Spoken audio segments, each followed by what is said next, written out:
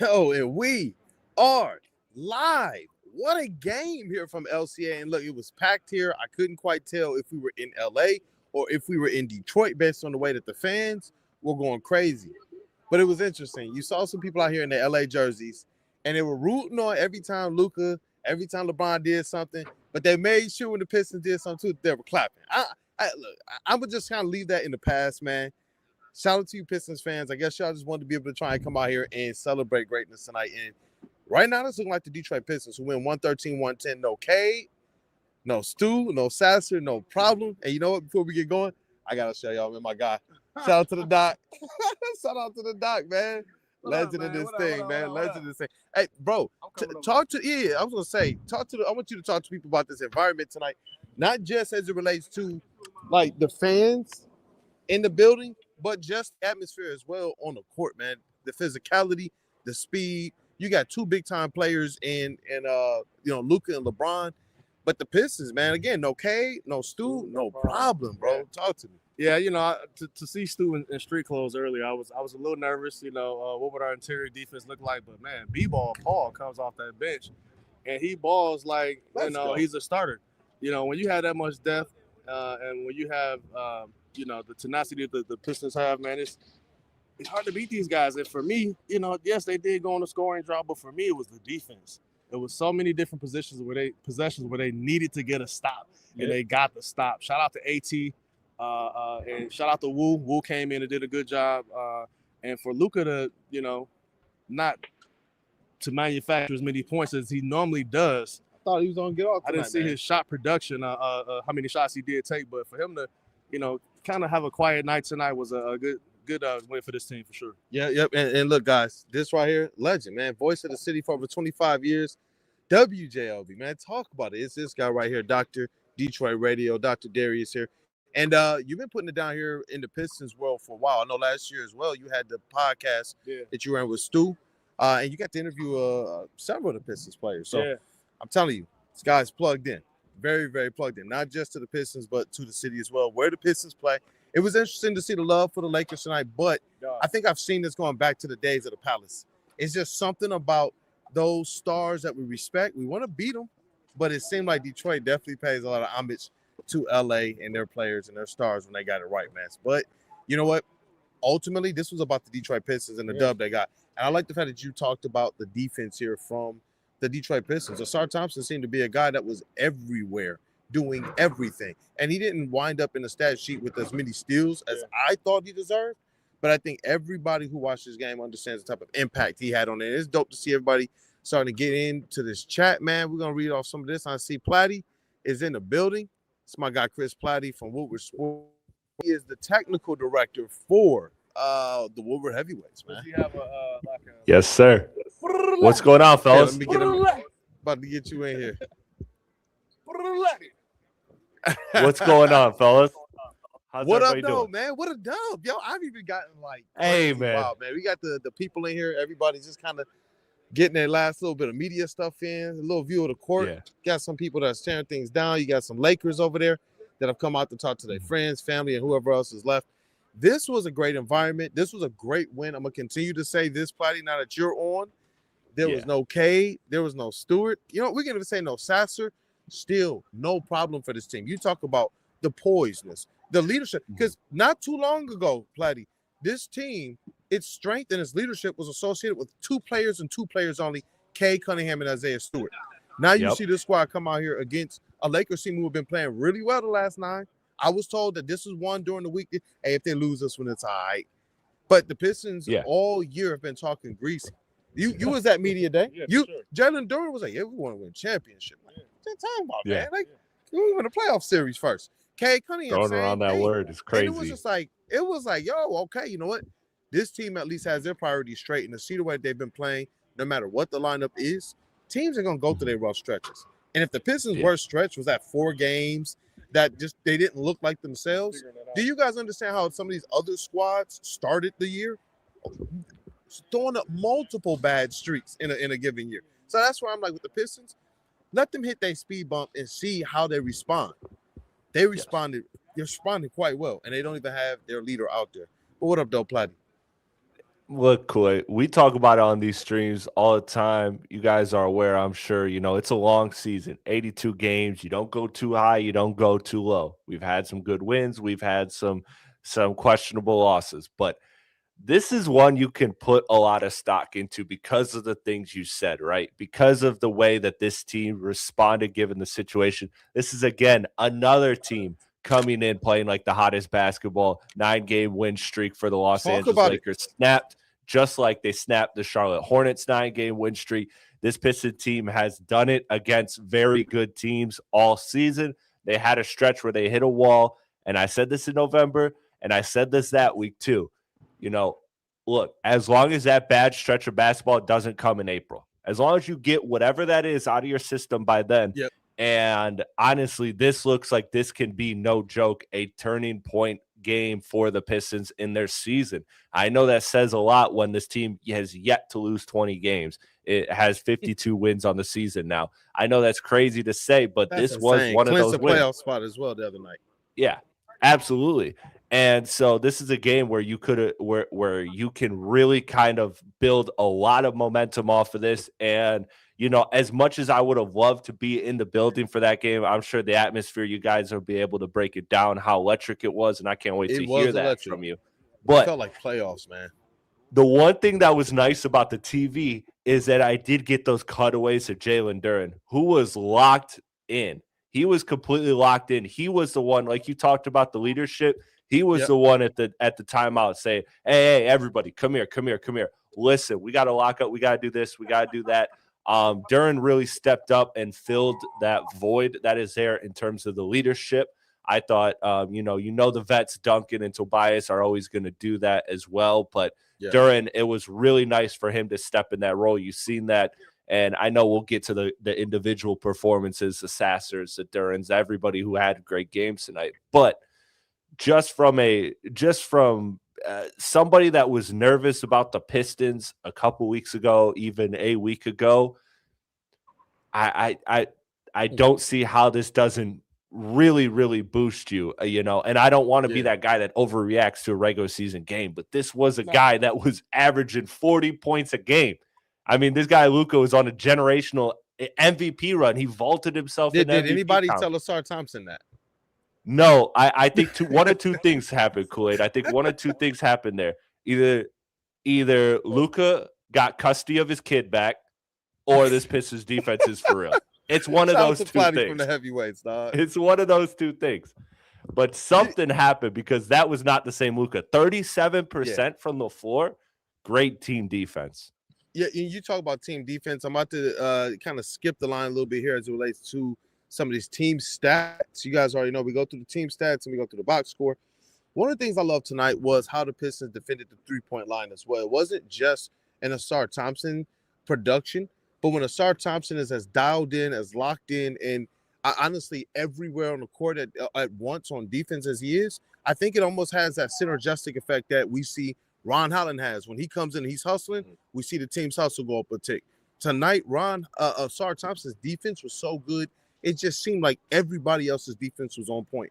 Danis Jenkins, we just was in the press conference room, talked about the fact that, we're not scared of these types of games because we believe in ourselves. We've been in these moments.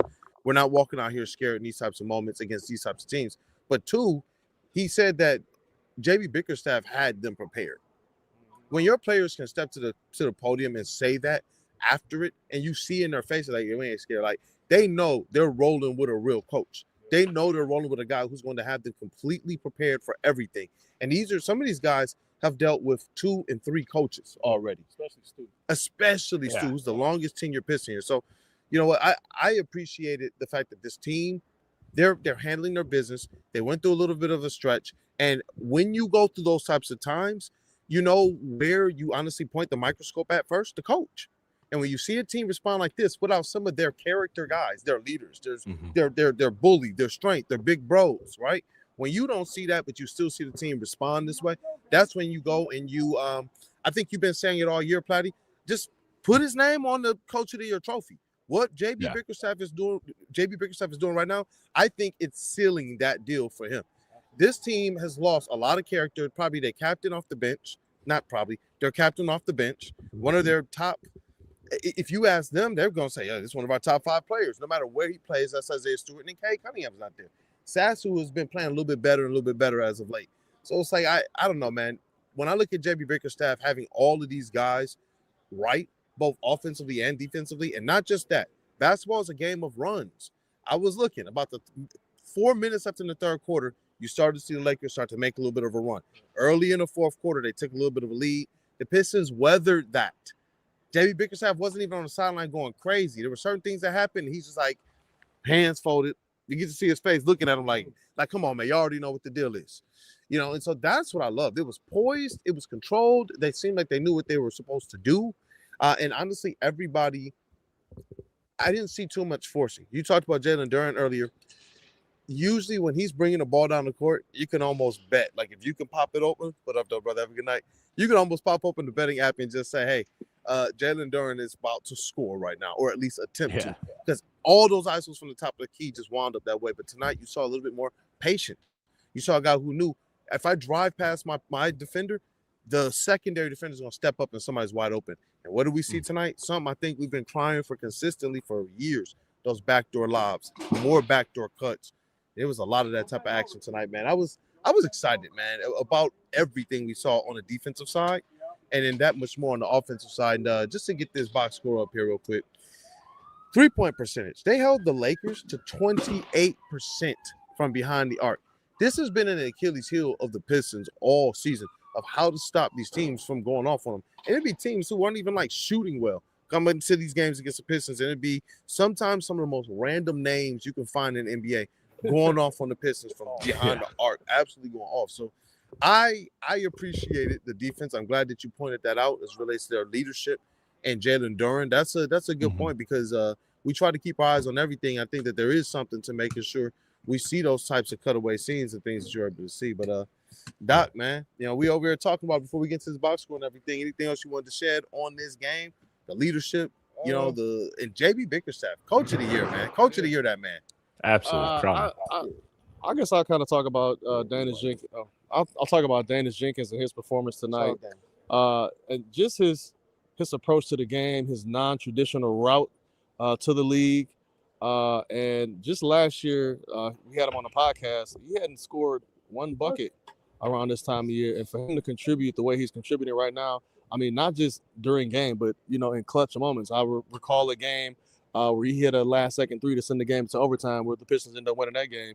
And even like the Hawks or Atlanta, Washington. Yeah, one of those things. Yeah, I remember that. But just his contribution right in that corner. Yep. Just his contribution to the team makes a world of difference. Again, with no Cade and no Stu, like you say, no problem. JB has guys who can step up, and Dana's definitely stepped up again tonight. Yeah, you know what? Talking about stepping up. Platty, I'll throw it over to you, man. You talked about Jalen Duren and obviously a little bit of Dennis Jenkins. Anybody else you want to talk about that stepped up tonight? Because there were people all over this team who I thought played some pretty big minutes, man. Shout out to the legend, man. Detroit Radio, Dr. Darius, man. All right, brother. Shout out. Blessings, man. But, anybody else that you want to highlight as it relates to stepping up tonight? Because I loved, honestly, the cool, calm collectiveness of a Tobias Harris, too. Yes. I don't know, man. There's a plethora of players you could call out, but Platty, what say ye? I mean, yeah, I'd love to just give more credit Can't say to Duren Dennis or Jenkins. Yeah. If you can't say them, because I know we're gonna probably talk about them a little bit more, but for me, it's Asar Thompson because not only is what he doing defensively in this game awesome, but also just again. We talk about it, Kool-Aid. As long as you're aggressive, and he wasn't finishing at the rim well those first couple attempts in the first half there. But I think it's just so pivotal when Asar can make the defense think in any type of way when he is on the offensive side of the ball. I think what hurts Asar and this team's half-court offense is when they just don't have to even think about Asar in any way. They don't have to think about him as a cutter. They don't have to think about him looking for contact to get to the free throw line and finish strong. When they look at him just kind of floating around, they don't have to think about it. That does a lot for this Pistons offense in a negative way. So I think that even just when Asar is aggressive and attacking and using that elite athleticism and force, I think it does a lot. It converged the Lakers' paint, and it led to a lot of those dump offs that the shout Pistons out to Johnny do. Kane, the legend. Yeah, shout out to Johnny Kane. Yeah, And he just gave us gotta say what up though to him. And just real quick, we're gonna get Natalie back on here too, but there she is. She got our intern tonight.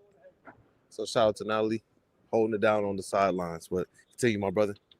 Shout out. Yeah, I loved it, man. Sar's aggression to me is like that's the big takeaway for me. I feel like that unlocks something for his Pistons offense, even if he doesn't have the wildest stat line or the most efficient stat line. As long as he is aggressive and making teams think on defense, I think that's a huge plus for the Pistons offense.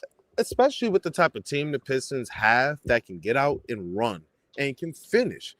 There's a couple of times they smoked some layups, but they're giving themselves a whole lot more opportunities than the other team to get out and run because of not just the natural fast breaks that will present themselves in the game, but you're right. The team's defense, one of the plays, it was crazy because I don't even understand how Sar Thompson got this steal, but he reached back with the left hand and grabbed the steal that was supposed to be a cross pass. He didn't even steal it from the player he was supposed to be defending. His guy was running up to the top of the key, and Asar was running, and it just stops and grabs the ball and was able to kind of corral it and pass it up. And then all of a sudden, he's starting a fast break. And sometimes the steals don't pop off the stat sheet. And I think he was robbed of some steals tonight. But those types of plays is why I think, what you're saying about Asar Thompson, it means so much to this Detroit Pistons team. He, on any given play, whether it be on the offensive side or on the defensive side, especially on the defensive side, can turn it up quickly for the Detroit Pistons. And I don't think that, honestly, Luka was ready for that level of intensity defensively from Asar Thompson. Because there's not too people who play as aggressively as Asar Thompson, but still keep the perfect form, still stay in front of your defender, play your fouls the right way so that you're not sitting in foul trouble. Like Asar Thompson played that. And this was a game where the refs, as the game went on, they allowed more and more physicality to be able to rule the day. And at first I was wondering how this was going to play with the Pistons. They had Stewart up on the screen. You don't got Cade Cunningham out there. But this team has just been tough all season. It wasn't like, I was sitting around waiting to see if this team, if this team could respond, but how they were going to respond. It was interesting because I was sitting down here with about a minute 30 left to go. I usually come down from my media seat and I just stand right over there in the tunnel. And if you see like some of the post-game videos, you'll see those things from that perspective sometimes. Unless I'm in 104 media, which is right over the visitors' vomitory. And one of the things I wrote, bro, you see this? You see that there, man? 929, right?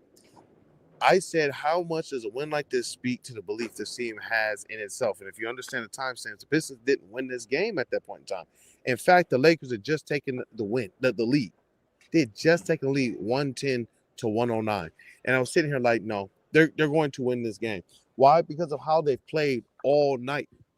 They were making the big shots. They had weathered the storms. They had been in control all game. And I know in the past, this is one that you feel like the Pistons might drop. But this was one in which I was like, you know what? They're playing under control. Yes. They in JB, it seemed like he had the keys to this one, man. And so when this team had to lock in, down 110, 109 with seconds left to go in this game, they didn't panic. And they didn't look like a team that was panicking. They were a team that came down, ran the sets, and Danis Jenkins talked about his shot where he drove downhill, came underneath the basket, and then turned around and shot the little mid-range floater. And he was like, look, man, the play was for me to get downhill. Think about the pedigree of players they have on this squad. And they're asking Danis Jenkins, who they just signed to his first real NBA contract a few months ago. Hey, bro, this is yours. This is wow. We want you to go. You're going to go out there and you're going to make this play. And they got that belief in him. Like JB, he said that this squad is the definition of a team. He said, he's like someone asked him, like, oh, so with Danis Jenkins and such about the belief. It's like, what? I don't believe in him. Why wouldn't I? I feel like JB Bickerstaff is not playing anybody he don't believe in. That's what I think it is. So when you have your personnel matching up so well with the coaching style, because then if you believe in them and they know you believe them, you can tell them when they're on their BS. But it's also that JB's often able to come out here and say, you know what? I don't got to check them on their BS at all. Hey, shout out Bronny James. Shout out Bronny over there. and got more Lakers Shout out. walking through.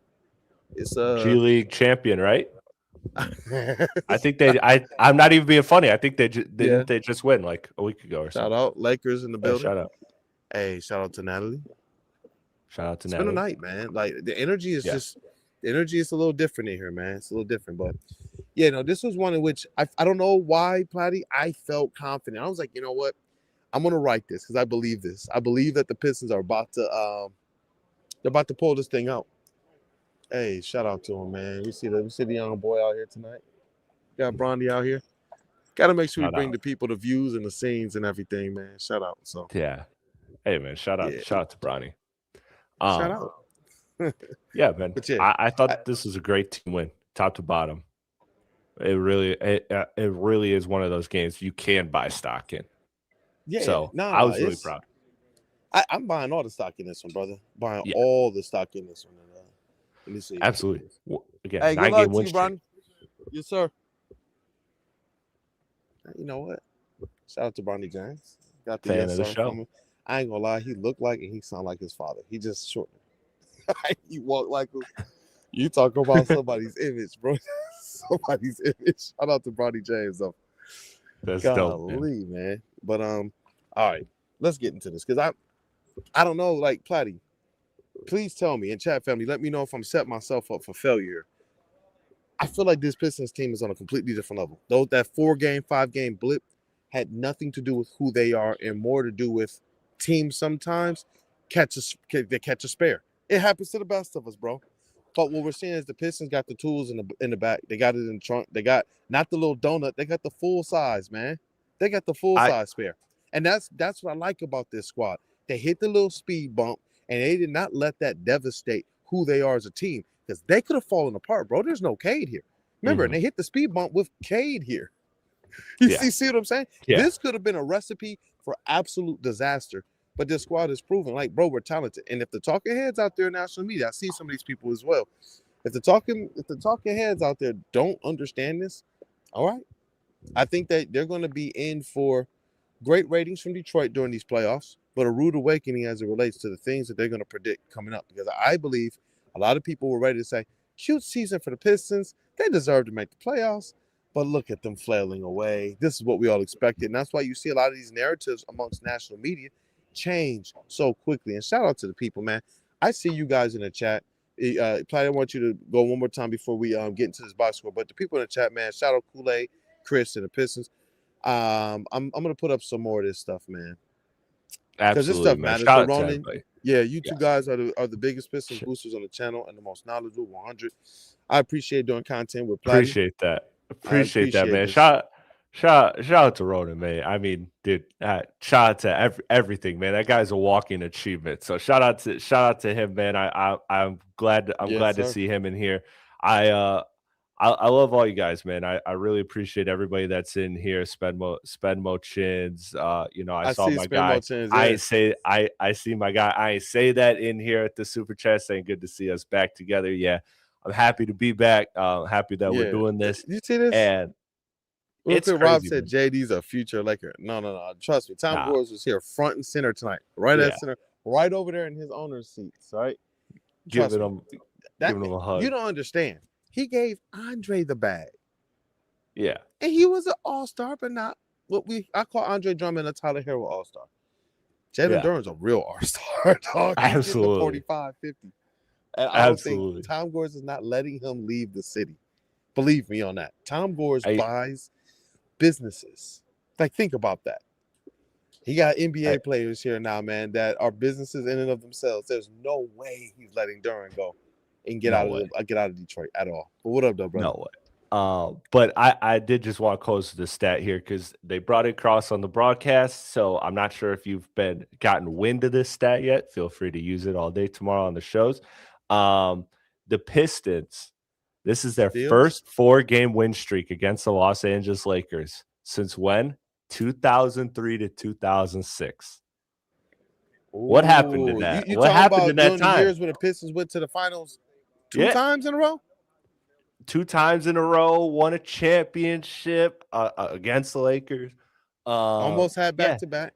Yeah. Yeah, Eastern Conference Finals, or was it semis in 03? It was semis, right? No, it's And, conference finals. and you know what? They also set the franchise record in steals tonight.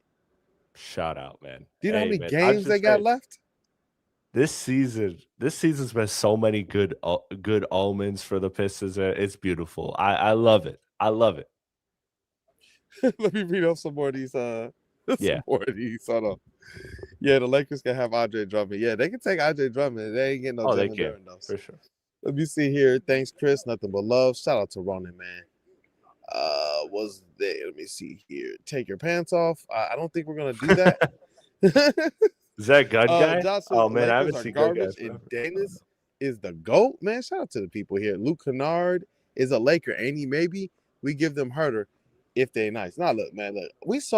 I saw Luke Kennard here tonight, and he was haplessly and helplessly, bro, running around trying to guard Duncan Robinson. And when Duncan was getting busy, dog, I was sitting here like, Luke, sit down, Oh buddy. man. It was a couple plays where I was just like they was just sitting here like, hey, well, Luke, you go get Duncan. Like, don't play Duncan like that. Look, I know Kevin Huerter trying to. It'd be different if it's Kevin Huerter. Like, hey, Luke, go get Kevin Huerter. It's Duncan Robinson. Yeah. He's not a scrub. Like, what are we doing here? Like, what? Because he's white. Let the white guy guard him. Like, Duncan will fry you. Those white guys, I walked into the gym and I sent my teammates over. Like, you guard him. That boy got a ratchet. Like, I ain't doing that.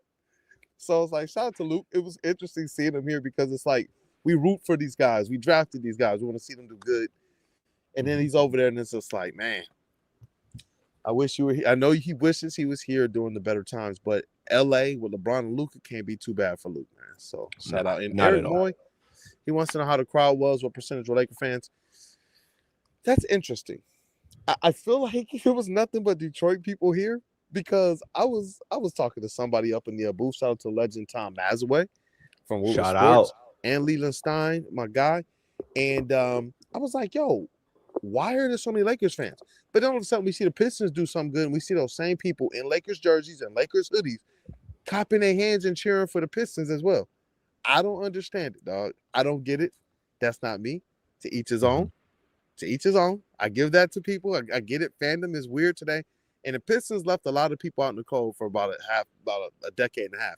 But they are in first place in the East.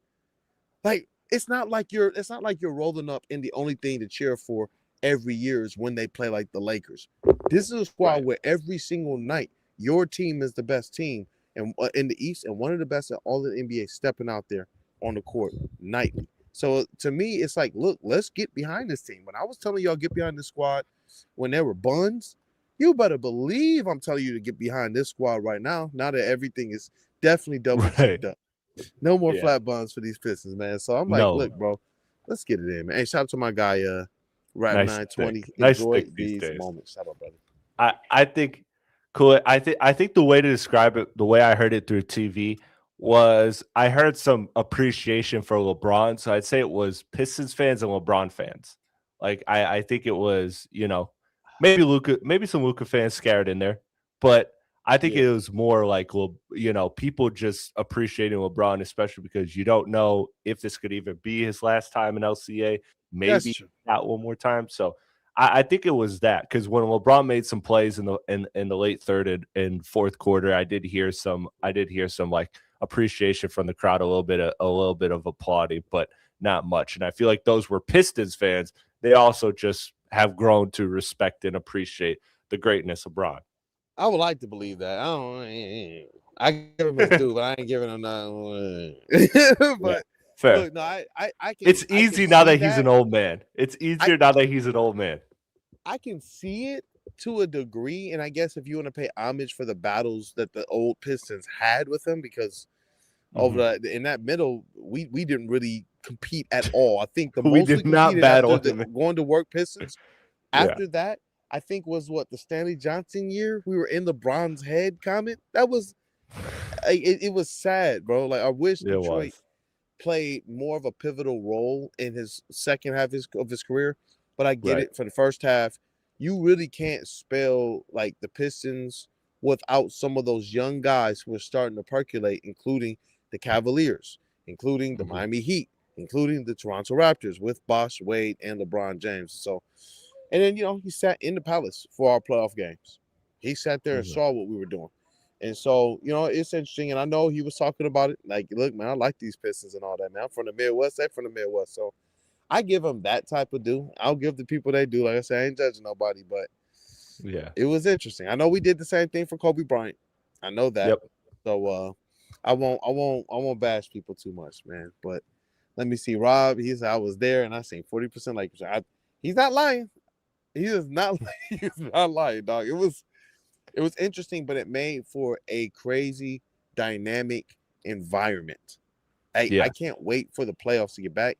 And you know what I forgot? Is that this is what it feels like, man, when your team is good. It just is what it is. It's going to be packed every night. Whenever you get just even a little bit of fans who want to come here, this is what it's going to be, man. So this was dope, man. I'm still fired up about this dub, Platty, man. So if nothing else, if you got something else, definitely fire it off. If not, we'll go through the team stat and then through the box score. Let's do it. Let's rip it. Hey, let's rock, man. And I see Northern said Brian gives us love. He did. I can't even lie. Man. He gives us love. Smash the numbers said Yaxel's LeBron 2.0. Gotta be a U of M fan. I ain't gonna lie though, but if the Pistons found a way to get Yax though, I'd be like, yeah, no, he was a dog. I watched him in that tournament game against St. Louis. I was like, oh, hey, look, Michigan State in the finals. We have to will this one. Do you understand how big that would be as a Woodward Sports string? I don't know if the network's heart could be able to handle that. Like, I don't know who's the person that's like making it out of that alive. Like, nobody, absolutely nobody. But man, I'm just sitting here IVs looking on at deck. everything. Shout out to the fans, man. Shout out to the Detroit Pistons fans and the supporters of Woodward Sports, Woodward Pistons, Platty and myself, our shows that we're on. Braylon Edwards show with Shep. I'm the TD on that show 2 to 4 months, Monday through Friday, and Platty, TD extraordinaire. Heavyweights 5 to 7 Monday through Friday, and shout out to Platty too. One of the guys, him and Spinny, and JB, who all helped me get really, really acclimated as I got comfortable with the TD role at Woodward Sports. So just want to be able to pay a little bit of homage. But let's get into this box score. We talked about a little bit of what JB Bickerstaff said and Danis Jenkins at the podium. We also talked a little bit about kind of like the things we like, the people who stepped up, and now we're going to get into the team stats and the players that I believe deserve to be completely highlighted. So 113-110 win for the Detroit Pistons. They beat the Lakers 46-26. They had their guys in there. They had even DeAndre Ayton in there who put up a double-double. But this Detroit Pistons team is from a standpoint of physicality, from a standpoint of they just wanted it more. And from a standpoint of poise and skill, they just put it all together tonight, and they weathered all of the different runs and all of the punches that the Lakers threw at them. But 45%, it's a 48% Pistons to Lakers field goal percentage. The Pistons smash in the three-point percentage game. They shoot 42% themselves, and they hold the Lakers to 28%. Have a good night, brother. Let me see here. Free throws. This is something I was proud of for Jalen Duren tonight, was his free throws. He was stepping to the line tonight, and he was knocking down those free throws. And the Pistons, they shoot 92% tonight to the Lakers, 84%. And in a close game, those types of things mattered. There were times earlier in the season where we would talk about, hey, look, Pistons, you have to do something about these free throws. And we talked about Jalen Duren. And the more that we see him going to the line and knocking down those shots, the more confidence you see from his game. So I wanted to definitely be able to shout that out. Interestingly, though, the Pistons lose the rebound battle 39-37, which is a weird one, but they do hold the Lakers to only 9 offensive rebounds, whereas the Pistons got 11 offensive rebounds. Assists, the Pistons win that one 31-27. And stocks, the Lakers actually won that one. They had 12 stocks, 6 steals, 6 blocks. The Pistons, 6 steals, 4 blocks. I wonder how much of that changes when you put in a guy like an Isaiah Stewart as well. But fast break points, 16 for the Lakers, 10 for the Pistons. Points in the paint, 58 for the Lakers, 48 for the Pistons. And fouls, 23 for the Pistons, 18 for the Lakers. You have to understand, bro. I was like amped to get to these team stats because I'd already seen them. I was like this is a reverse. This is like a complete this is reversal of how the not Pistons normal. have won. They hit their threes, they hit their free throws, but they got out rebounded. They got outplayed in terms of points in the paint. And then they got outplayed as it relates to, honestly, the Stocks game as well. This was like, it's interesting. But they still scrapped it out no matter what. And you expect that when you're missing players like Cade Cunningham and Isaiah Stewart, that some things are going to be different. For this team to still pull out this win, that's why I'm happy about this one. Like, really happy. I don't want to be too up about a game, but it's about what this one specifically means, Absolutely. how they did it, and what it means to the overall kind of skeleton of this team. Like, if we know that Cade is effectively like the heartbeat of this team and that, Stu might be the gonads, what else is the rest of the squad? Because you don't got much if you limping, if you got gout in your big toe. But what we saw tonight is that everything else in the body of the Detroit Pistons, the DNA, the identity, the makeup, it is not just good, it's really good. Like when we saw the Celtics, remember the things we were talking about with the Celtics without Jason Tatum? You and I both, we were sitting here saying, look, and I kept telling people, I said that was my team. Like that's who I believe is going to challenge the Pistons this year because they're still sneaky good. They have this pedigree. We were wondering if the Pistons had that pedigree because you go back a year ago and what we were saying. And Cade said it and everybody said it. And Stu said, man, if we just had Isaiah Stewart, we would have beat the Knicks in the playoffs. Right. They're not talking like that this year. That cannot be a part of their vocabulary or the DNA of who they're going to be. You look at the Celtics, and they erased all of that. There is no more of that. They lost a whole MVP. They lost a whole champion. They lost a whole Olympian, an all-star, all-NBA player, an all-defensive team player.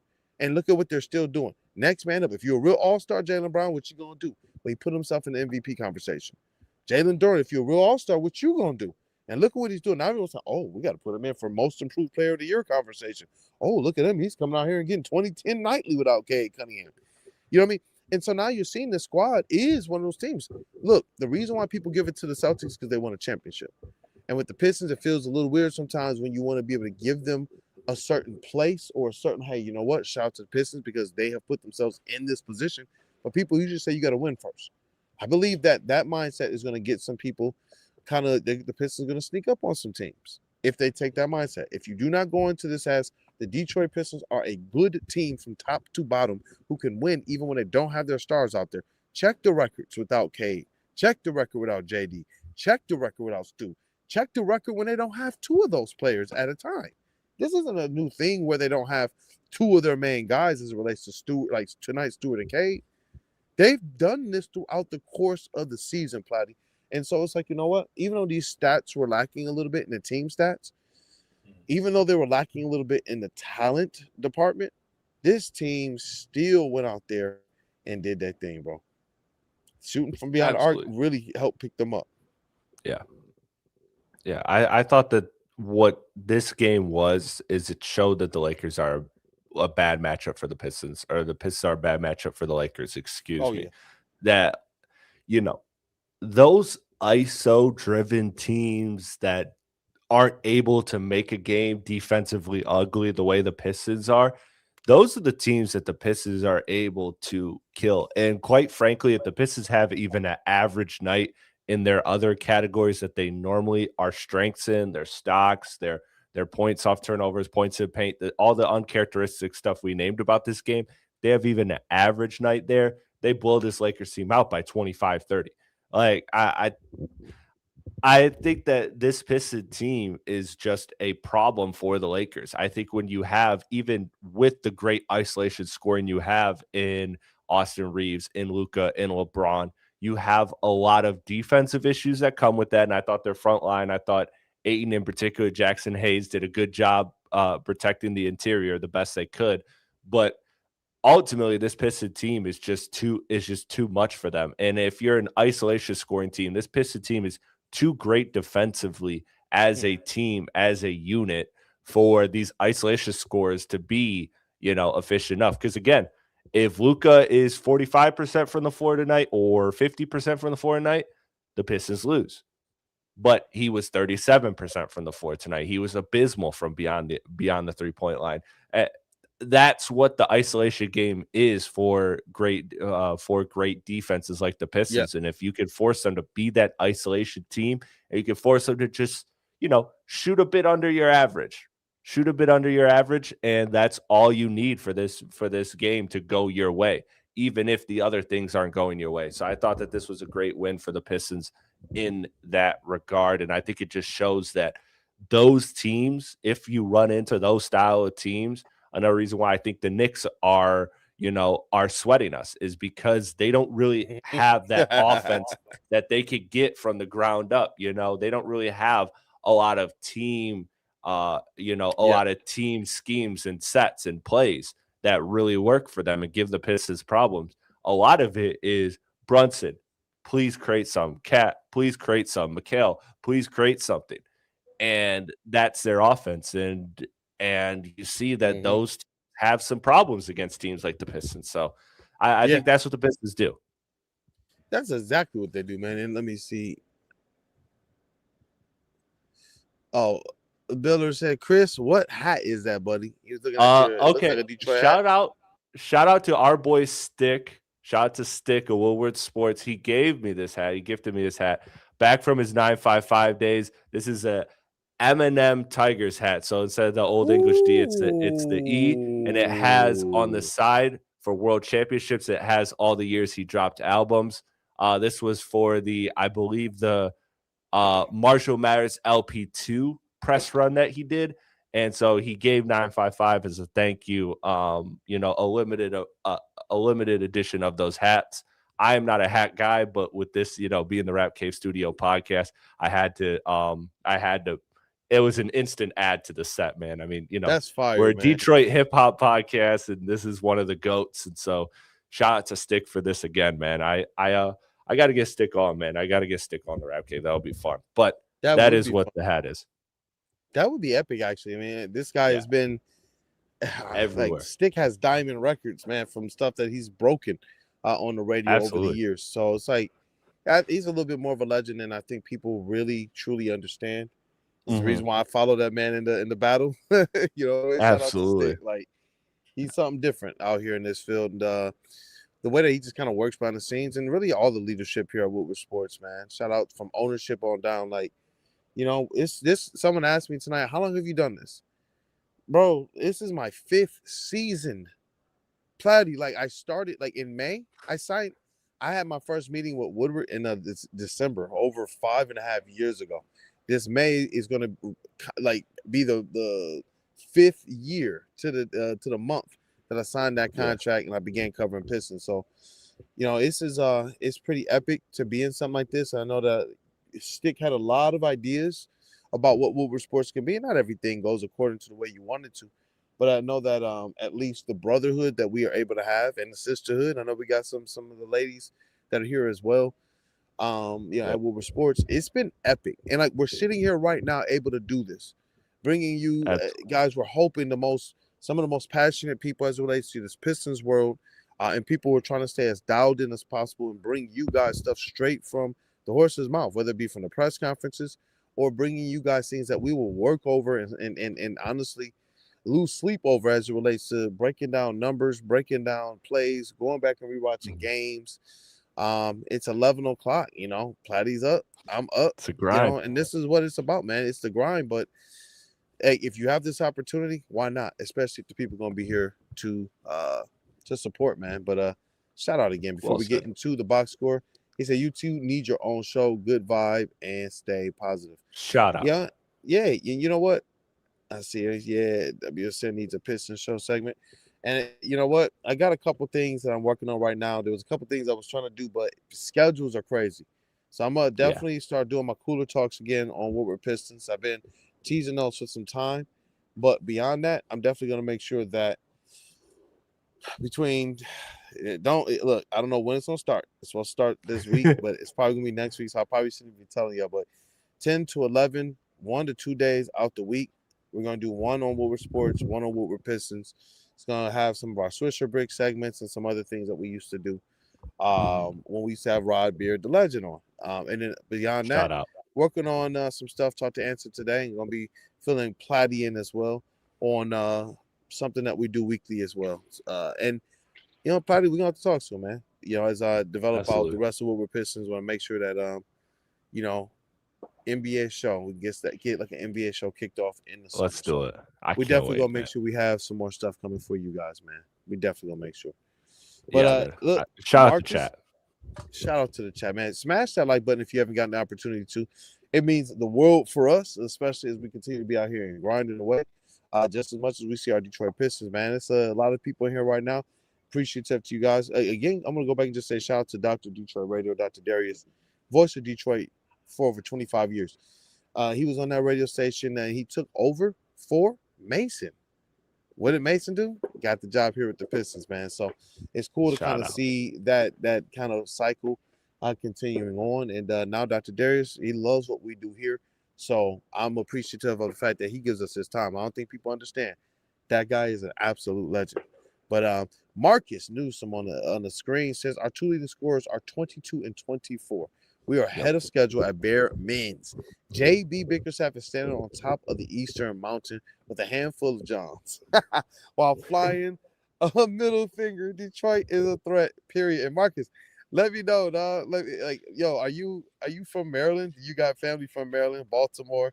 I'm sorry, I said a little bit wrong. Let me know, brother. But you talk about that 22 and that 24-year-old, and it's like Jalen Duren's only 22. I feel like he's been in the league for 5 years, man.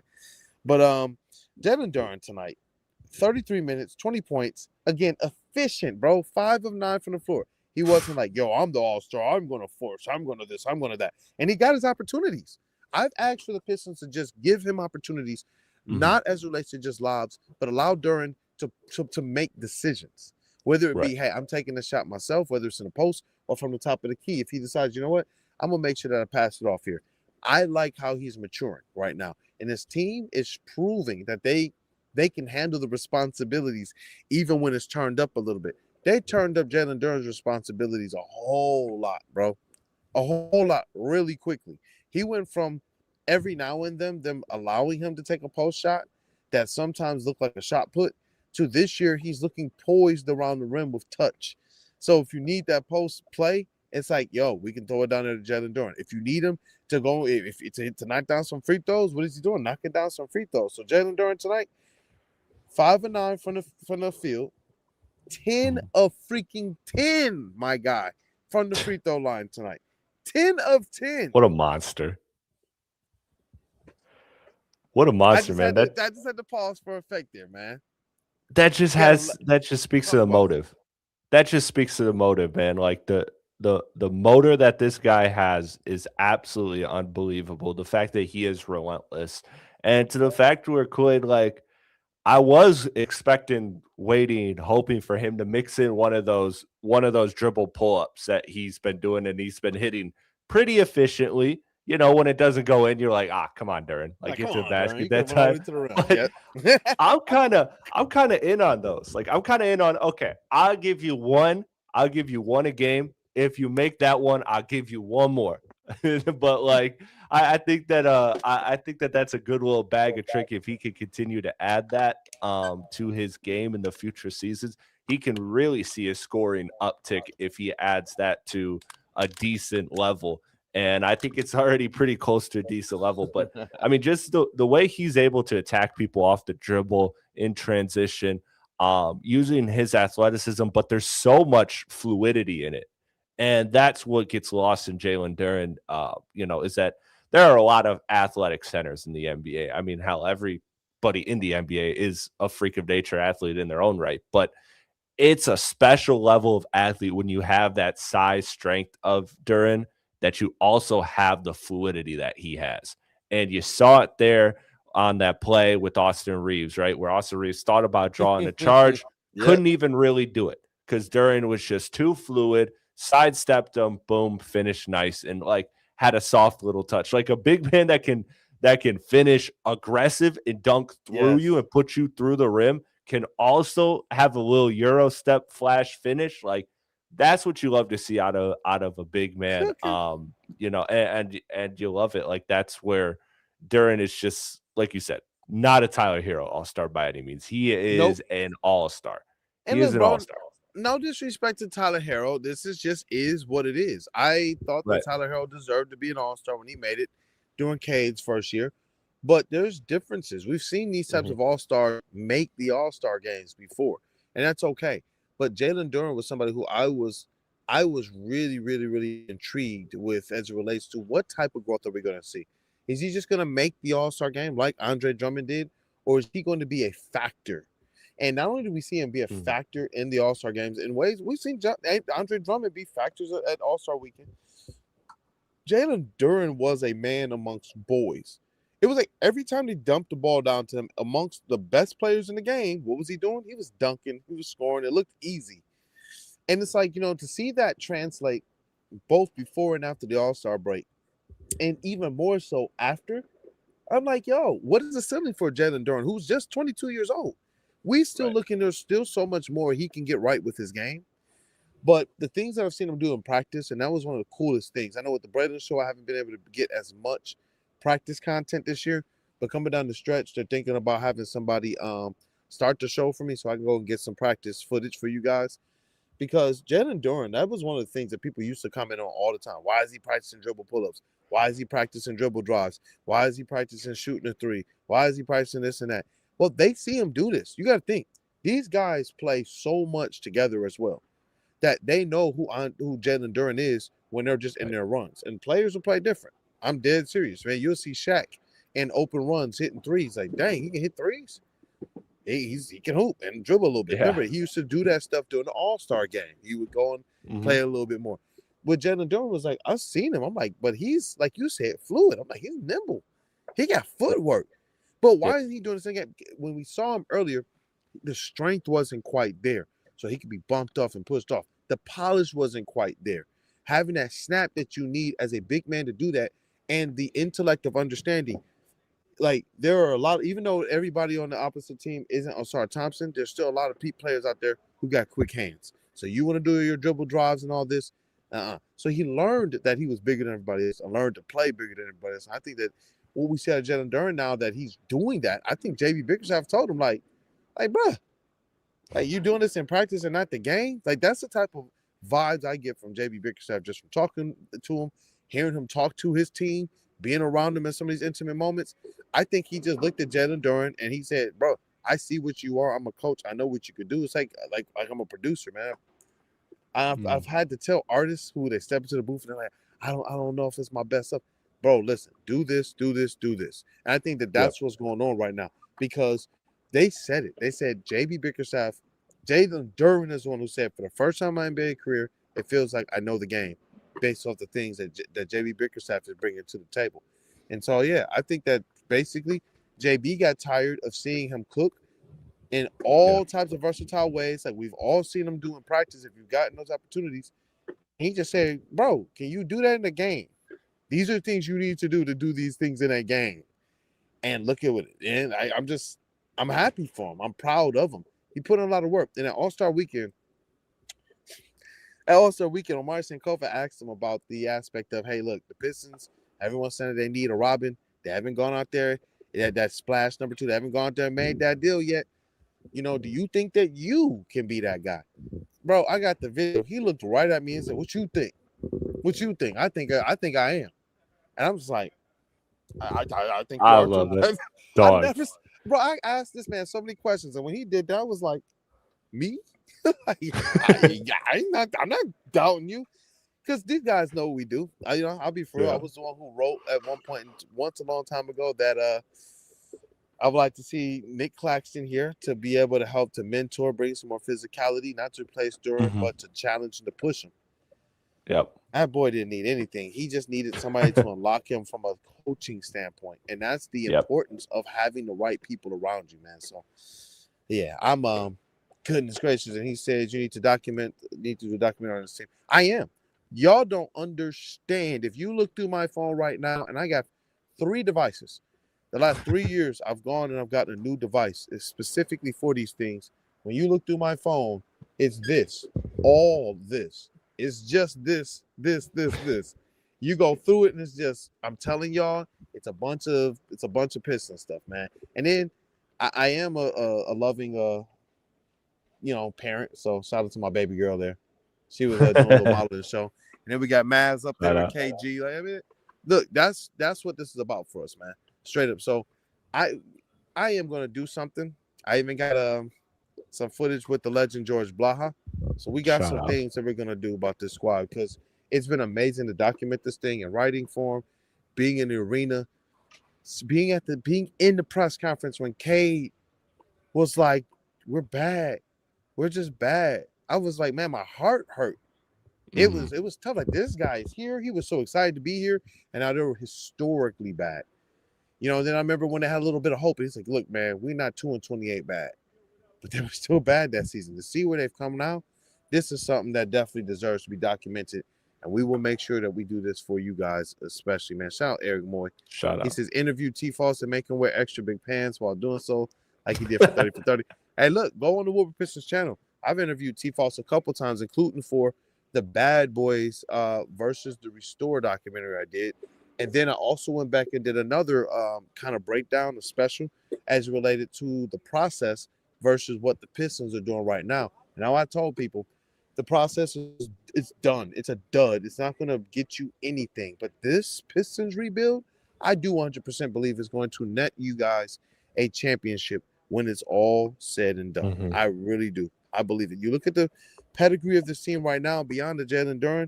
Look, man, Danis Jenkins just signed his deal a couple of months ago. $8 million for Danis. And there was a little blip there where people began to doubt Danis Jenkins. And I think it's more or less the role. When hey, listen, I'm the usage guy tonight. I'm the point guy, and I'm not the guy who has to kind of go and do maybe some other things to contribute to the team. It can knock your rhythm all the way off. But to see Danis Jenkins tonight step up in a big, big, big game against some big competition, 39 minutes for Danis Jenkins tonight. That's the most minutes on the team. That's Cade Cunningham territory. 30 points, 11 of 18 from the floor, 4 of 5 from behind the arc, 4 rebounds, 8 assists, man, for Danis. And he only had 2 turnovers tonight for a 4-to-1 assist to turnover ratio, man. You talk about a masterclass of a game. When you listen to national media and everything of that nature, you will hear names like obviously LeBron James and Luka Doncic, but you hear people that get absolutely ecstatic over players like Austin Reeves and others. And so when I see Danis Jenkins go out there against all these guys and just absolutely ball, absolutely play with no fear, I'm telling you guys, man, this might be a little bit of a blessing in disguise. You want to see Cade Cunningham get healthy and get better and get quickly. There's nothing good about that. But as it relates to the Detroit Pistons and what they're able to do with their other players getting this valuable time at a moment where all of these other teams are turning up, dog, man, you can't. I don't know how you get this type of a look any other way. And I know there's some people who are worried about Cade Cunningham. Is he going to be ready when playoffs come around? I think this is just a different team than in the past. This is not all on Cade anymore. He's still the straw that stirs the drink. He's still your ceiling raiser for this team. He's still your floor raiser for this team. But as it relates to this squad, man, I'm telling y'all, he has a whole lot more help on this team than he did before, man. But Danis Jenkins, one of those guys, man, put up a masterclass tonight, Platy. And this is the essential thing. This was always, this was like that thing I pinpointed all season long when I saw the trend going. When they gave Danis the runway, I started to go, okay, look at that guard when Cade Cunningham is off the floor, that lead guard, whether it be Danis, whether it be Karis LeVert, whoever it is. You're going to have to sell me on it. You're going to have to sell me that I trust you. And Throwed out LeVert tonight. And what's that? I said Afro'd out LeVert tonight. Afro'd out LeVert tonight in honor of Afro Man. Shout out to Afro Man. I thought that was just a great thing to see tonight, what you saw out of Danis Jenkins and Karis LeVert, but mainly Danis Jenkins tonight. I thought that what you saw was exactly what this team needs when Cade Cunningham is off the floor. And you're right about the rhythm and flow, the change of responsibilities, all of those things being something that Dennis has to learn. And it's why at the deadline, I said that, my biggest priority besides getting a number two, if that number two is available, is getting a backup ball handler I trust. Wasn't to necessarily knock Dennis or Karras. It's that I just need that. You need that guy you can absolutely trust. And Dennis did have that dry spell where he was shooting 15, 17% from three, and he was struggling. Tough. And, and again, I want these guys to hit their wall in January, February, March, not April, May, or dare I say June.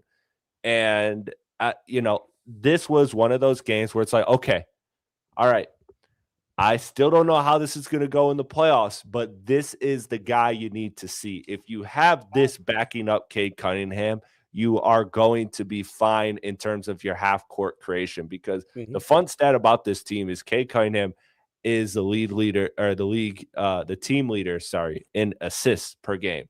And that's obvious to everybody. But the drop-off between him and the next guy is nearly 7 assists per game.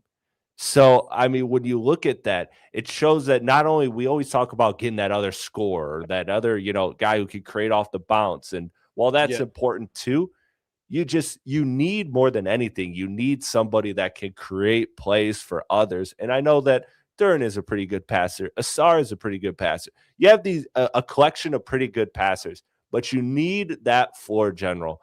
And you saw it last year with Dennis Schroeder and how important it was for this team. Tonight, you saw Dennis Jenkins be able to be that. And if he can find ways to be that, not even in terms of scoring, but just the creating shots for others like that he was doing tonight, along with the shooting, I think that is exactly what you need out of a guard backing up Cade Cunningham, because Cade is going to have a lot on him on the playoffs, and he will need that help.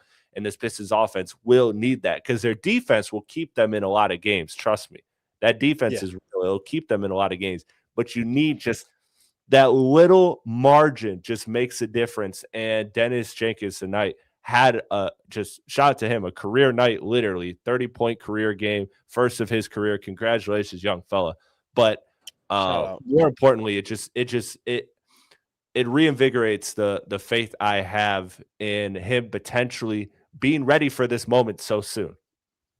100%, man. You were preaching on that. Not much more to add to that as it relates to Dennis Jenkins. It's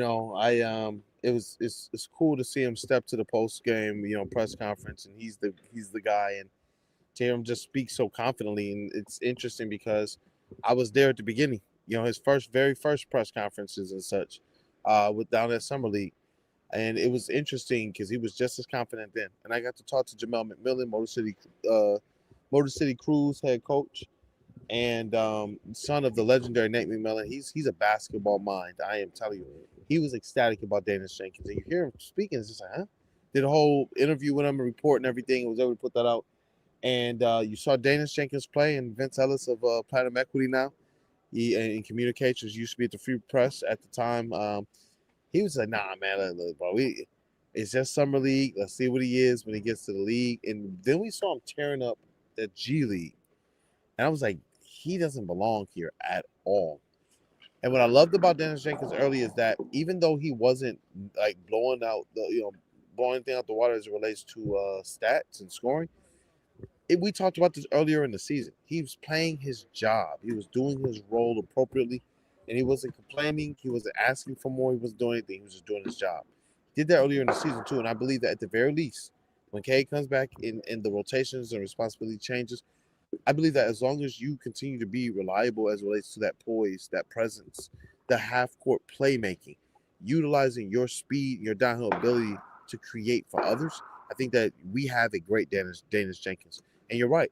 It helps to fill that role that Dennis Schroeder played, and I do believe this. I like the way Dennis Jenkins can shoot it. I know he went through a little bit of a down stretch. Look, if we can get him back on that upswing going into the playoffs, it is very similar to what we had with the Dennis Schroeder last year we acquired at the trade deadline. So Hey, man, look, Danis, once again, congratulations to you, brother. And I'm going to just zoom through the rest of these. That's why I'm going to start with Jalen Duran and Danis. Tobias Harris, Uncle Tobias, Asar Thompson, we talked about at the beginning of this, and Duncan Robinson. So Tobias Harris, 32 minutes tonight, man. Shout out to him. He played the fourth most amount of minutes on the team behind Jalen Duran, Asar Thompson, and Danis Jenkins. He had 14, 5 of 14 shooting, 2 of 5 from behind the arc, 7 rebounds, and 5 assists. He was just doing a little bit of everything. He even had 1 steal, and check this out, a team-leading 2 blocks for Tobias Harris. The rest of the starting lineup rounds out like this. Duncan Robinson, 28 minutes, 12 points, 4 of 10 from the floor. But what matters for him, 9 of them boys was from behind the arc, and he hit 4 of them. So shout out to him. That he did his job tonight. And early on, I thought that he helped to set the tone, set like the pace for the Detroit Pistons early on. He also had 2 assists tonight, and rounding out the rest of the starters, Asar Thompson, 36 minutes, 6 points, 3 of 11 from the floor. Only took 1 free throw, didn't hit it. 5 rebounds, 3 assists, 1 steal, 1 block. I feel like he was supposed to have more steals than that. I feel like he got gypped, but shout out to Asar Thompson. Like, I don't care if he had 6 points tonight. As you talked about earlier in the show as well, this guy's defense and his effectiveness all over the court was just absolutely something else. And honestly, just look at Luka's Duncan Robinson, and Sarr, like they were just kind of all that, not just complimentary guys, but as it relates to the specialty of their roles, they were all doing it to a T, man. What up, though? I just said with the Sarr, just go look at Luka's field goal percentage. Like that's all you need. Like if he gave you more than that, great. But if like he gave you anything, score, he took him away from Luka. Yeah, like he was awesome. So yeah, shout out to him. Tobias, like you said, steadying presence. This is a one team he doesn't really have that kind of size mismatch because they have so many big bodies that they could throw at Tobias. So I thought that Tobias having a good game here was very, very encouraging. Although the Lakers are not nearly the most athletic team in the NBA, they are a team that is big and physical. And so they do play Tobias, physical. I will tell you that. Tobias is usually one that, you know, you get to punish the little guys and, you know, just play that unk game. And, you know, tonight, Lakers are a team where you can't really do that. Tobias, it's tougher to do that, I should say. And he was still able to do it. So big shout out to him. And Duncan Robinson, man, I just thought, again, the way he zips around, his decision-making to, okay, I don't got this shot, I'm getting the ball off real quick. It's just, again, there's just that little bit of zip. Like we loved Malik Beasley last year. We loved Tim Hardaway last year here in Detroit, but they didn't have that connectivity with the offense. They were there for their purpose, and they served their purpose very, very well, especially in the case of Beasley. But Duncan, he just has that extra layer that I think keeps the ball moving, and it's really, really helpful to this team, especially when you don't have Cade Cunningham and you're looking for just a little bit more creation, a little bit more. Can you make this easier for the next person? Can we find a way to make this possession result in a wide open look? And he's just more times than not responsible for that. So shout out to Duncan Robinson. Man, shout out. And we're going to go through the rest of this box score here. Hold on 1 second. Man, this environment was just electric. Just going through here and looking at how everything went down tonight. And shout out to also, bro, the dancing Usher. Shout out. They need to just make him a regular fixture here at these games, bro. Quit sending my guy away. Just give him his spot, let him be, and let's keep it moving, man. But let me see here. Hey, shout out to Big Sean, man. He liked the post game. He liked our post game video on Woodward Sports. Shout freaking out, man. And before I get to the box score, let me see here the rest of the box score for the bench.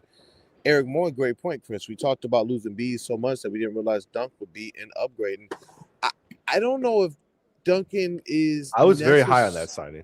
Yeah, we liked it. I don't think that the notion was necessarily replacing B's, but the collective of 3-point shooters, and they still have a long way to go there. The Pistons 3-point shooting is not necessarily where I'm comfortable with it, but to know we do got a ratchet like Duncan Robinson, that makes me a whole lot more comfortable. And what I will say is a lot different than what we saw to Beasley is I expect Duncan Robinson to perform in the playoffs. Like if there's a bad game, it's just because he has one of those games. You know, he's a feast or famine player who has a lot more feast than famine. And so, yeah, I look forward to who he's going to be in the playoffs more than anything else. And honestly, last year, all we needed was just one guy who could knock down a couple threes. That is all we needed. When he gets to the playoffs and it becomes scarce, that's where I'm looking forward to who Duncan Robinson can absolutely be for this team, man. So, shout out. Let me read off here the bench stats. Paul Reed, man, 15 minutes, but you're talking about a physical 15 minutes where he just did his thing. 8 points, 4-7 from the floor, 4 rebounds, 1 steal for him. Ron Holland, only 5 minutes tonight, 2 points. It, like we said, roles and some things changed tonight for this squad. Javonte Green got 15 minutes tonight, 6 points for him, and I think it was because of the way that they were rolling some of those defenses. And he had 2 rebounds. I thought he had a steal in there, but for some reason, they got Javonte for a steal and a block as well. Only person off the bench that actually got a steal and a block, Karis LeVert, 17 minutes. I thought he played okay tonight, bro. Yeah, I thought he did too. 3 of 7 from the floor, 2 of 2 from the free throw line. Javonte Green was 4 of 4 from the free throw line. Karis LeVert, though, 3 rebounds, 4 assists. And before I talk more about him, Kevin Huerter, 20 minutes. I'm going to add this stat in there, getting more comfortable. That's one of the stats I track for Kevin Huerter. 7 points, agree. 3 of 6 from the floor, 1 of 3 from the three-point line, 3 assists, 1 rebound for him, man, and 2 steals. He's getting comfortable. Shout out. I still feel like sometimes, like, man, was that the trade? Was that the one? Did we get enough in return? Not that you don't make the trade, but I can see the vision. And the last few games, I've actually liked the defense that Kevin Huerter brings to the table. He rotates well. He plays up in the jersey well. And he gives a certain effort that I really, really appreciate on the defensive side, especially on the perimeter and the kind of short corner wing. And so shout out to him. But Karis LeVert, in a game where you lose Cade Cunningham, you don't have Cade Cunningham, no Marcus Sasser tonight. So Danis Jenkins is getting a lot of your usage and facilitation. But we know this. Karis LeVert is somebody that JB Bickerstaff bought here 4 times like this. He has the facilitation. He has the ability to handle the rock a little bit. And I like the way that they utilize Karis LeVert tonight, because when you're missing the guys they are, it's not just the playmaking, but you want to know that you have some players out there that can put the ball in the hoop at an efficient clip. So the bench, I thought they just did their job, man. They were solid. They didn't force too much. And they went out there as a unit, and they got, what do they got here? 16, 24, 26. You got 43 points as a bench tonight, as a bench unit, and on a night where you score 113 points. So I thought they did their job. I liked how it didn't really ever feel like there were bench players out there, if that makes any sense. It just felt like, oh, these are Pistons players. And every time they roll somebody in, I was like, you know what, let's rock.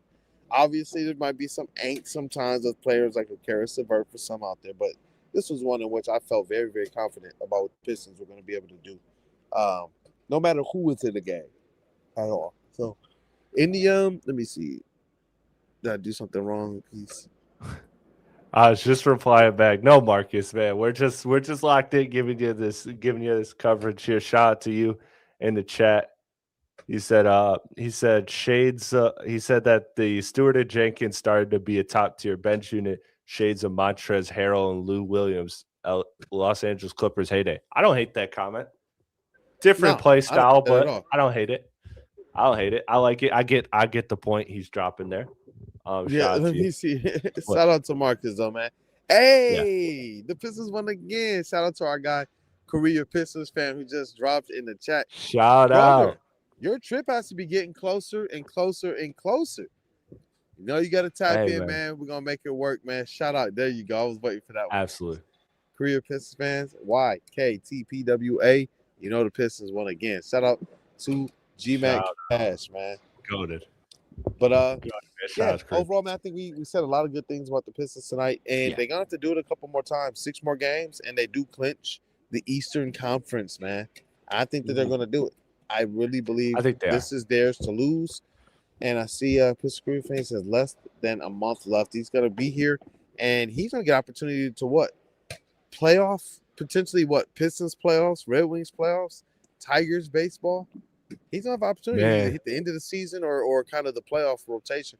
So this guy is about to really experience what April in the D is actually shout like. out, man. That's gonna be fire, man. We're gonna have to make sure we document We're that. gonna have to That get some experience. content. Yeah. Shout out.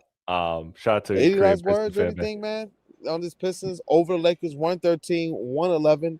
They this team, they don't want to lose that 20th game yet, man. 52-19 for your Detroit Pistons.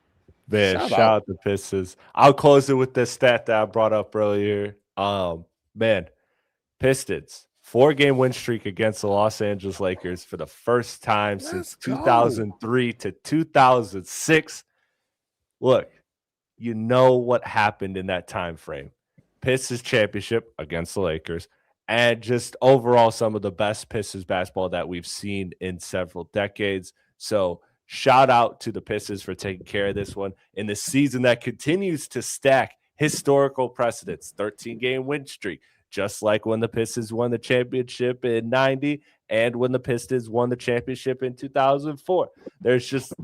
There's a lot of good omens starting to stack up for this Piston team, Kool-Aid, and you needed them. You needed them after this last, couple weeks, this rough patch here. But it looks like this is one game, I know, but at the same time, this feels like a game that's going to be a bit of a turning point for this team in terms of we're about to see them, start to shoot back up. Yeah, definitely, man. You know what? I'm going to leave you guys with this one, a stat I brought up a little bit earlier after you brought your stat up, and that's the Detroit Pistons set their franchise record in steals for a season, man. Like, this team has been getting after it. Defense is their mantra. The stats bear that out. The eye test proves it. And honestly, when you hear these guys talking, they're talking the right things. That's what I've loved about this squad. It's not just like, them talking, but they're doing it. They're walking the walk. They're talking the talk, and they know the right things to do. So again, I have to end this thing appropriately. Coach of the year, that man. Give JB Bickerstaff Coach of the year. It's done. It's done for me. Like, especially like, look, man, this Pistons team, they're at 52 wins. They get to 55, 56 wins. I don't think anybody else should be able to get it because that means they're doing this right now without Cade Cunningham, who I still believe should be an MVP candidate. I don't believe this hurts his candidacy. I really don't. I think it just helps when you look at who JB Bickerstaff as a coach. I think it helps when you look at what type of player Jalen Duren is. But I don't believe that this would be a situation to where, Cade Cunningham has a little bit more help than all of us thought. Well, yeah, Jason Tatum had a whole lot of help. You know what I'm saying? That didn't stop him. Jaylen Brown still has a decent amount of help. That's not stopping people from saying, hey, let's not tell them, making people say, well, let's not give them any props or anything. I believe the Detroit Pistons, they deserve everything they're supposed to have right now. And you see the squad as the number one team in the East, and I believe that they will finish this year that way. And it's large parts due to what we've seen Cade Cunningham do, and large parts due to what we've seen JB Bickerstaff do to absolutely come in here and revitalize this culture, man. So, and can't forget about the player of the night, Danis Jenkins. Shout out to him, man. But chat family, y'all have been epic, man. They're putting things away here at the arena. It's they're getting for us things put some switched things over away quickly. Because think about it, they got a Pistons game here on Wednesday. We got 2 more home games here, Wednesday and Thursday. Probably got Red Wings going, and shout out to them, man. We want playoffs, double playoffs, man. We need it, man. I can't wait for that. We need it. LCA. We need that Saturday or that Sunday. Pistons and Red Wings same day home games. We need it. We need it, man. And I know we got a lot going on here at the network too. So Thursday there's going to be potentially a dual stream, but I don't think it should be. I know Nick Koloff will be having his Tiger stream, so stay tapped into that for more information. Nick Koloff, the Toga always wins of heavyweights of glory and fame as well. Probably the best homegrown crew in all of media. But yeah, he will be doing his stream. So you want to stay tapped into that. It's a good time of year, man. When we talk about April in the D, it's definitely on the way. And I can't wait because all of our teams are percolating. Every team now has playoff expectations. So again, shout out to the Pistons, 52-19. I don't know what else you could say about them in a game like this where they did things that when you know you have a good squad, they did those things. Not just upstart team, not just a team headed in the right direction. This is what good teams do, even if their stars don't play. Remember, this was a big game. Like, I don't know. This was one of which I felt confident coming down the stretch, like they're gonna pull this one out. When you can rely on and count on the team, and you see them come to the post game press conference, and they're saying the same things, like, yeah, we weren't rattled, we weren't this, we weren't that. Coach of the year, that man. That's all I can say. So, Fatty, this was fun. Yes, sir. Felt good to get one of these back. We'll be Pistons got a little homestand here, so we'll be back in action. Yeah, definitely. And I see you. I ain't say that. Sent in the $2 super chat earlier. He said, I see you, K9, with the vinyl. And he says, Kool-Aid. Shout out. Thank you, dog. You know what? Thank you, brother. Let me put that up on the screen as well. So shout out to our guy. I ain't say that. Just saw that. And shout out thank John you for being here. Ward. Yeah. Yeah, man. Shout out. It's like the people who show up every week to support, man. It's dope. But you know what, you guys, go ahead and smash that like button to support the crew if you didn't already get the opportunity to. Post game, Detroit Pistons, LA Lakers, 113-110 dub. Dennis Jenkins, a big 30 points and 8 assists. And then you got Jalen Duren, who also went out there and put up the 20-11 double-double. This guy just keeps getting double-doubles and proving that he's about to be worth whatever money Tom Gores decides to throw at him. So, blessings to you guys. We'll be right back here doing this thing again on Wednesday and then again on Thursday. So, a lot of late nights, a lot of early mornings, a lot of work. This is the grind. Let's rock, man. We got playoff Pistons on the way. So let's go. Let's go, baby. Peace Woodward out. Sports. Subscribe.